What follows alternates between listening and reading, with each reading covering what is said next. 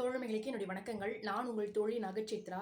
என்கிட்ட அதிக அளவுல பேசப்பட்ட, அதாவது கேட்கப்பட்ட ஒரு கேள்வி என்ன அப்படின்னு பார்த்துட்டீங்கன்னா, எனக்கு எந்த ஒரு டெசிஷனும் எடுக்க முடியல. எனக்கு எப்பவுமே ஒரே பயமா இருக்கு. என் வாழ்க்கையில ஏதாவது நடந்துருமோன்னு பயமா இருக்கு. கூட்டத்த பார்த்தா பயமா இருக்கு. நான் செத்துருவேனோன்னு பயமா இருக்கு. இந்த கேள்விகள் என்ட்ட அடிக்கடி கேட்கப்பட்டுட்டே இருக்கிற காரணத்தினால, அத பத்தி தான் இன்னைக்கு நம்ம பேச போறோம். இது ஒரு பெரிய சாப்டர். ஸோ என்னால முடிஞ்ச வரைக்கும் எவ்வளவு ஷார்ட் அண்ட் ஸ்வீட்டா உங்களுக்கு வந்து இதுக்குண்டான ஒரு ரெமெடி சொல்ல முடியுமோ, அந்த அளவுக்கு நான் ட்ரை பண்ணியிருக்கேன். ஸோ இந்த மாதிரியான வார்த்தைகள அதிகம் பிரயோகப்படுத்தக்கூடிய உங்க ஃப்ரெண்டுக்கு இந்த வீடியோ மறக்காம ஷேர் பண்ணுங்க. அது மட்டும் இல்லாம இந்த மாரி மென்டாலிட்டில இருக்கிறவங்க டைம் எடுத்து எந்த ஒரு விஷயத்தையும் கவனிக்க மாட்டாங்க. ஈவன் அவங்களுக்கான நேரத்த கூட கொடுத்துக்க மாட்டாங்க. அதனால உங்க ஃப்ரெண்டுக்கு ஷேர் பண்றது மட்டும் இல்லாம கண்டிப்பா இந்த வீடியோவையும் பார்க்க சொல்லுங்க. ஸோ ஃபர்ஸ்ட் வந்து இந்த விஷயம் நடக்கிறதுக்கான மிக முக்கியமான காரணம் என்ன அப்படின்னு பார்த்துட்டீங்கன்னா, அவங்களுடைய தூக்கத்துல மாற்றம். அதாவது சரியான தூக்கம் இல்லாம இருக்கிறது. சரியான அளவுல சரியான சரிவிகித சத்தான உணவுகள அவங்க எடுத்துக்காம இருக்கிறது. அடுத்தபடியா வந்து மத்தவங்கள கமெண்ட் பண்றது, அவங்களுடைய லைஃப்ல வந்து எதுக்கு பிரியாரிட்டி குடுக்கணும் அப்படின்ற விஷயத்த தெரிஞ்சுக்காம இருக்கிறது, அவங்க லைஃப்ல நடக்கக்கூடிய விஷயங்கள அக்செப்ட் பண்ணிக்காம இருக்கிறது, அவங்களுக்கான செல்ஃப் லவ்க்கான டைம் குடுத்துக்காம இருக்கிறது, நிறைய விதமான காரணங்கள் சொல்லப்படுது. இதுல ஃபர்ஸ்ட் சொல்லப்படக்கூடிய ஒரு விஷயம் என்ன அப்படின்னா, தூங்குறது. ஸோ நிச்சயமாக 8 மணி நேர தூக்கம் ரொம்பவே அவசியம். ஆனா வந்து குறைந்தபட்சமாக 6 மணி நேரமாவது தூங்கி இருக்கணும். ஆனா இந்த மாதிரி தூங்குறவங்க பண்ணக்கூடிய ஒரு தவறான விஷயம் என்ன அப்படின்னா, 12 மணி வரைக்கும் முழிச்சிருந்துட்டு அதுக்கப்புறம் அவங்களுடைய ஸ்லீப்பிங் ரொட்டீன் ஆனது தொடங்குற காரணத்தினால அந்த ஒரு தூக்கமானது டீப் ஸ்லீப்பா இருக்காது. ஏன்னா அந்த 11 மணி அந்த டைம்ல தான் அந்த ஸ்லீப்பிங் ஹார்மோன் வந்து மெலட்டோனின் வந்து சரியான விகிதத்துல இருக்கும். அதனால அந்த டைம்ல தான் தூங்க ஆரம்பிக்கணும். அப்பதான் நம்ம உடலினுடைய மெட்டபாலிசம், அதாவது சரியான விகிதத்திலே நம்முடைய உணவுகளை செரிப்பதற்கான அந்த ஒரு சுரப்பையும் சரியான விதத்துல வேலை செய்யும் அப்படின்னு சொல்றாங்க. சோ இந்த மாதிரி இந்த தூக்கம் ஒன்று குறைகிறதுனால ஒட்டுமொத்த நம்மளுடைய உடல் உறுப்புகளும் சரியாக செயல்படாத காரணத்தினால ஹார்ட் பீட், அதுக்கப்புறம் இந்த ஹார்ட் பீட் அதிகமாகறனால ஸ்ட்ரெஸ் வருது. அதுக்கப்புறம் டிப்ரஷன் சொல்லிட்டு ஒன் பை ஒன்னா அடுத்தடுத்து வருது. ஸோ அடுத்தபடியா ஃபுட்டு வந்து நல்ல ஹெல்தி ஃபுட்டா எடுத்துக்கலனாலும் அவங்களுடைய உடல்ல ஒருவேளை வந்து ஹார்மோனல் இம்பேலன்ஸ் இருக்கு. இல்ல அவங்க வந்து அனிமிக்கா இருக்காங்க, பிளட் லெவல் கம்மியா இருக்கு அப்படின்னாலும் கூட, இல்ல சுகர் ரிலேட்டடா ஏதாவது ஒரு இஷ்யூ இருக்கு அப்படின்னாலும் இந்த ஒரு பதற்றம் வரும். அது மட்டும் இல்லாம அடிக்ஷன் சொல்லலாம். ஆக்சுவலா அடிக்ஷன் பத்தி பேசுறதுக்காக தான் நான் பிரிப்பேர் பண்ணிட்டு இருந்தேன்.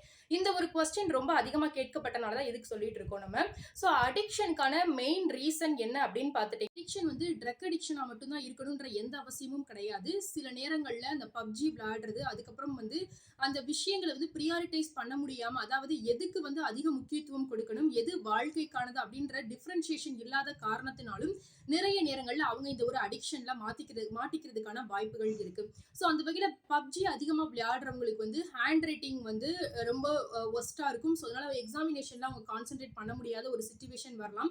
அது மட்டும் இல்லாம அதுல கொலை பண்றது தான் பெரும்பாலும், அவனை சுடு அப்படின்ற வார்த்தைகள் அதிகமா உபயோகப்படுத்தப்படுறதுனால இந்த சாவை பத்தினதான ஒரு பயம் வந்து அவங்களுக்கு வரும் அப்படின்னே சொல்லலாம். இப்போ ரீசெண்டா ஒரு 2 months பிஃபோர் தான் எனக்கு வந்து ஆக்சிடென்ட் ஆச்சு. ஸோ அந்த டைம்ல இருந்து இப்போ வரைக்கும் என்னுடைய கைகளை நான் எப்பெல்லாம் பார்க்குறேனோ அப்பெல்லாம் என் உடல்ல வந்து அந்த நடந்த அந்த ஒரு இன்சிடென்ட் அடிக்கடி வந்து போயிட்டு இருக்கும்.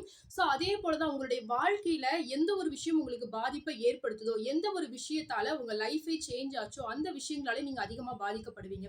அதெல்லாம் உங்க வாழ்க்கையில ரீசெண்டா இந்த மாதிரி எந்த விஷயங்களால நீங்க அஃபெக்ட் ஆனீங்க அப்படின்றதையும் கண்டுபிடிச்சு அந்த விஷயங்கள்ல உங்க வாழ்க்கைக்கான ஒரு சொல்யூஷனை நீங்க கண்டுபிடிக்கணும். ஸோ அடுத்தபடியா சொல்லப்படக்கூடிய ஒரு விஷயம் என்னன்னா, கமெண்ட். என்னை பத்தி யார் என்ன சொல்லிடுவோம், ஒரு கூட்டத்துல பேசும்பொழுது நம்மளை பத்தி யாராவது கமெண்ட் அடிச்சுட்டாங்கன்னா என்ன காரணம் அப்படின்னு நம்ம இதுக்கு முன்னாடி யாரையோ கமெண்ட் பண்ணிப்போம். அதே போல நம்மளை யாராவது சொல்லிட்டாங்கன்னா அப்படின்ற ஒரு தாட்டும் இருக்கும். ஸோ இப்போ நீங்க முடிவெடுக்க வேண்டிய ஒரு விஷயம் என்னன்னா, இனிமே நீங்க யாரையும் கமெண்ட் பண்ணீங்க அதனால அந்த ஒரு கமெண்ட் நமக்கு வரும் அப்படின்ற ஒரு பயம் இல்லாம இருக்கும். அதுக்கப்புறமா இன்னொரு விஷயம்னா, பிரியாரிட்டி கொடுக்கறது. எந்த விஷயத்துக்கு நீங்க பிரியாரிட்டி கொடுக்கணும் அப்படின்றதுல கவனமா இருங்க. நாம எல்லாருமே பண்ணக்கூடிய ஒரு விஷயம் என்ன அப்படின்னா, நமக்கு முக்கியமா ஏதோ ஒரு மீட்டிங் இருக்கு, இல்லையா நாம ஏதோ ஒரு எக்ஸாமினேஷனுக்கு ப்ரிப்பேர் ஆகணும். ஆனா நம்மளுடைய மனசு சொல்லிக்கிட்டே இருக்கும், போய் எக்ஸாம்க்கு படி அப்படின்னு சொல்லிட்டு. இருந்தாலும் கூட 2 மனசா வந்து நம்ம என்ன பண்ணணும்னா, டிவியிலே நம்ம அதிக முக்கியத்துவம் கொடுப்போம். ஆனா வந்து பார்த்தீங்கன்னா, கடைசியில அந்த எண்ட் ஆஃப் தி டேல வந்து ஒரு பதட்டத்திலே இருப்போம். ஐயோ நம்ம இதை பண்ணல, இதை பார்த்துட்டே இருந்துட்டோமே அப்படின்னு சொல்லிட்டு அந்த கிட்டத்தட்ட அந்த நைட் முழுவதும் அந்த பதட்டத்துல இருப்பீங்க. அந்த ஒரு பதட்டமாகப்பட்டது நீங்க அந்த ஒரு விஷயத்தை எப்போ முடிக்கிறீங்களோ அது வரைக்கும் அந்த பதட்டம் வந்து உங்களுக்கு கண்டினியூ ஆயிட்டே இருக்கும். அது வந்து என்ன ஆகும் அப்படின்னா, ஒன்ஸ் வந்து இந்த மாதிரியான விஷயங்கள்ல நீங்க ஒரு தடவை எக்ஸ்பீரியன்ஸ் ஆகிட்டீங்க அப்படின்னா, அடுத்த தடவையும் அது உங்களை வந்து நெக்ஸ்ட் லெவல் கொண்டு போயிட்டே இருக்கும். அதனால உங்க வாழ்க்கையினுடைய எல்லா விஷயங்களையும் நீங்க தள்ளி போடக்கூடிய ஒரு விஷயத்தை நீங்க பண்ணுவீங்க. அதனால நீங்க உங்களுடைய வாழ்க்கையில இந்த மாரி தவறான எண்ணங்கள், அதுக்கப்புறம் எந்த எந்த விஷயம் எடுத்தாலும் ஒரு படபடப்பு இருக்கிறது, ஒரு பதற்றம் இருக்கிறது, இந்த மாதிரியான விஷயங்கள நீங்க சரி பண்ணணும் அப்படின்னா, உங்க வாழ்க்கை முறையில சேஞ்சஸ் கொண்டு வாங்க. உங்களுடைய உணவு முறைகள்ல சேஞ்சஸ் கொண்டு வாங்க. நீங்க எந்த மாதிரியான அடிக்ஷன்ஸ்ல இருக்கீங்க அப்படின்றத நீங்களே உங்கள வந்து செல்ஃப் ரியலைஸ் பண்ணி, உங்கள நீங்க டேக் கேர் பண்ணிக்கிறதுக்கான செல்ஃப் லவ்விங் டைமும் குடுங்க. அது மட்டும் இல்லாம நீங்க ஒருவேள அடிக்ஷன் டைப் ஆஃப் விஷயங்கள்ல நீங்க அஃபெக்ட் ஆயிருக்கீங்க. நான் ஆல்ரெடி சொன்னேன் அடிக்ஷன்னா நீங்க வேற ரேஞ்சுக்கு போய் யோசிக்க வேண்டாம். கேமா இருந்தாலும் அடிக்ஷன் தான். நீங்க சில டைப் ஆஃப் ஃபிலிம்ஸ் பார்க்குறீங்கனாலும் அதுவும் அடிக்ஷன் தான். அதுலருந்து எப்படி வெளில வர்றது அப்படின்னு பாருங்க.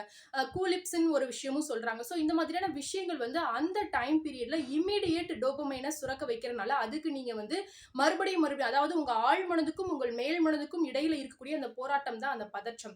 ஸோ அந்த பதற்றத்தை எப்படி சரி பண்றது அப்படின்றது பார்த்துட்டீங்கன்னா, அதான் அந்த டோபமைன் வந்து ஒரு அந்த சந்தோஷ ஹார்மோன் வந்து உங்கள சுத்தி மனிதர்களால உருவாகுற மாரி நீங்க பார்த்துக்கோங்க. அதாவது உங்க ஃப்ரெண்ட்ஸ் சர்க்கிளோட நீங்க டைம் ஸ்பெண்ட் பண்றது, இல்ல உங்க ஃபேமிலி மெம்பர்ஸோட டைம் ஸ்பெண்ட் பண்றது, அந்த மாதிரியான விஷயங்கள்ல நீங்க உங்கள வந்து ஈடுபடுத்திக்கும் போது, இந்த விஷயங்கள்ல இருந்து ஈஸியா ரெக்கவர் ஆகி வந்துரலாம். அது மட்டும் இல்லாம ஒரு ரிசர்ச்ல என்ன சொல்லப்பட்டிருக்கு அப்படின்னா, இந்த மாதிரியான அந்த அடிக்ஷன் ஃபீலிங்ஸ் வரும்பொழுது, அந்த டைம்ல வந்து ஒரு டம்ளர் வாட்டர் எடுத்து, அந்த வாட்டர வந்து நான் எந்த தவறான விஷயங்களும் நான் அடிக்டட் கிடையாது. நான் எல்லா முடிவுகளையும் சரியா தான் எடுக்கிறேன். என்னை நோக்கி நல்ல விஷயங்கள் மட்டும் தான் வருது அப்படின்னு சொல்லிட்டு உங்களுக்கு நீங்க அஃபர்ம் பண்ணிட்டு, அந்த தண்ணீய நீங்க குடிக்கும் பொழுது, அதுவும் வந்து ஒரு நல்ல விதமான உங்களுக்கு ஒரு மாற்றத்தை ஏற்படுத்தும் அப்படின்னு சொல்லலாம். அது மட்டும் இல்லாம, பெரும்பாலும் வந்து இது வந்து பெண்கள், ஆண்கள் 2 பேருக்குமே இருக்கக்கூடிய ஒரு பிரச்சனை தான். அந்த பதற்றம், இந்த பயம், கூட்டத்த பார்த்து பயம், நம்மள என்ன சொல்லிருவாங்களோ அப்படின்ற பயம். சோ வந்து ஆப்போசிட் செக்ஸ்ட்ட நம்ம பேசும்போது நமக்கு அதாவது இப்ப ஆண்களா இருக்கிறீங்க அப்படின்றப்ப பெண்களிடத்திலும், பெண்களா இருக்கிறீங்க அப்படின்ற பட்சத்துல ஆண்களிடத்திலும், அதாவது உங்களுக்கு குளோஸ்டு ஒன்னா இருக்கிறவங்கட்ட உங்களுடைய விஷயங்கள நீங்க ஷேர் பண்ணிக்கும்போது நிச்சயமாகவே அந்த விஷயங்கள்ல இருந்து நீங்க கிட்டத்தட்ட வந்து ஒரு 75% அளவுக்கு நீங்க ரிலாக்ஸ் ஆயிருவீங்களாம். அதுக்கு மேல வந்து அவங்க கொடுக்கக்கூடிய இந்த சின்ன சின்ன அட்வைஸஸ நீங்க ஃபாலோ பண்ணும்போது, இன்னுமே அதுலருந்து நீங்க வெளிவருவதற்கான நிறைய வாய்ப்புகளும் உண்டு அப்படின்னே சொல்லலாம். சோ வந்து இந்த மாதிரியான விஷயங்கள ஃபாலோ பண்ணுங்க. ரொம்பவே பதற்றம், பயம், நான் என்ன பண்ண போறேன் அப்படின்னு பயப்படக்கூடிய உங்க ஃப்ரெண்டுக்கு இந்த வீடியோவ ஷேர் பண்ணுங்க. பெரும்பாலும் வந்து பார்த்தீங்கன்னா, நம்ம எல்லாருமே ஆசைப்படக்கூடிய ஒரு விஷயம் என்ன அப்படின்னு பார்த்துட்டீங்கன்னா, ஒரு ஹையர் பொசிஷனுக்கு போணும். ஐஏஎஸ் ஆகணும், ஐபிஎஸ் ஆகணும் அந்த மாதிரியான விஷயங்கள தான் நம்ம பேரண்ட்ஸும் சொல்றாங்க.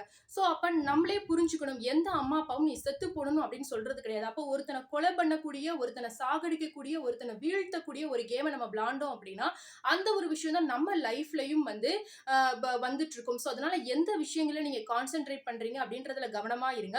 இந்த வீடியோ உங்களுக்கு பிடிச்சிருந்ததுன்னா உங்க ஃப்ரெண்ட்ஸ் அண்ட் ஃபேமிலிஸ்க்கும் ஷேர் பண்ணுங்க.